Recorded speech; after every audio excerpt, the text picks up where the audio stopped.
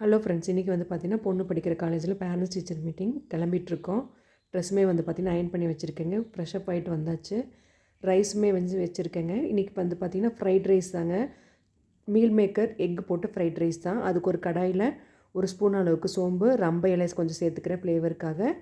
ஒரு பெரிய வெங்காயம் பொடி பொடியை நறுக்கிட்டு சேர்த்துக்கலாம். தேவையான அளவு உப்பு சேர்த்துக்கலாங்க. மீல் மேக்கர் வந்து பார்த்திங்கன்னா இஞ்சி பூண்டு விழுது, மஞ்சத்தூள், மிளகாய்த்தூள், கறி மசாலாத்தூள், தேவையான அளவு உப்பு சேர்த்து ஒரு 1/2 அன் ஹவர் முன்னாடி ஊற வச்சுட்டேங்க. அதை மீல் மேக்கரை வந்து சேர்த்துட்டோங்க. கொஞ்சமாக தண்ணி விட்டு வேக வச்சு எடுத்துக்கிறேன். அதுக்கிடையில் வந்து பார்த்திங்கன்னா காலையில் பிரேக்ஃபாஸ்ட்டுக்கு தோசை, உருளைக்கிழங்கு குருமா இருந்தது, அதையுமே சேர்த்துக்கிட்டேன். மீல் மேக்கர் பார்த்திங்க அப்படின்னா ஒரு 5 நிமிஷம் நல்லா வெந்து வந்துருச்சுங்க. இதில் வந்து பார்த்திங்கன்னா ஒரு 4 முட்டையை வந்து உடச்சி விட்டு நல்லா சேர்த்துக்கிறேன். முட்டையை வந்து எடுத்தோன்னே கிளறணும் அப்படின்னா ரொம்ப பொடி பொடி ஆயிரும். நான் கொஞ்சம் நேரம் விட்டுருவேன். அப்புறம் நம்ம ரைஸ் வச்சுருந்தோம் இல்லைங்களா, நான் வந்து சாப்பாடு ரைஸாக வச்சுருந்தேங்க. நீங்கள் பாஸ்மதி ரைஸ் கூட சேர்த்துக்கலாம், நல்லாயிருக்கும். நல்லா ரைஸ் சேர்த்துட்டு நம்ம மல்லி இலை தூவி இறக்கிக்கலாங்க. அவ்வளோதாங்க.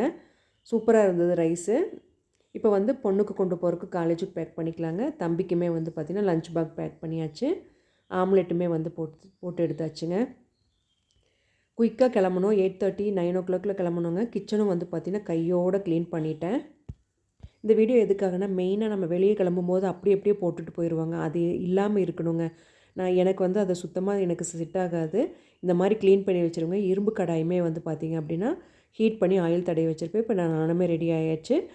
கொண்டு போக வேண்டிய திங்ஸ் எல்லாமே வந்து பார்த்திங்க அப்படின்னா முதல் நாள் நைட்டே வந்து பேக் பண்ணி வச்சாச்சு. ஹாஸ்டலில் இருக்கிற கேர்ள்ஸுக்கு என்னென்ன தேவையோ அதெல்லாமே எல்லாம் பேக் பண்ணியாச்சு. நானுமே கிளம்பிட்டேன்.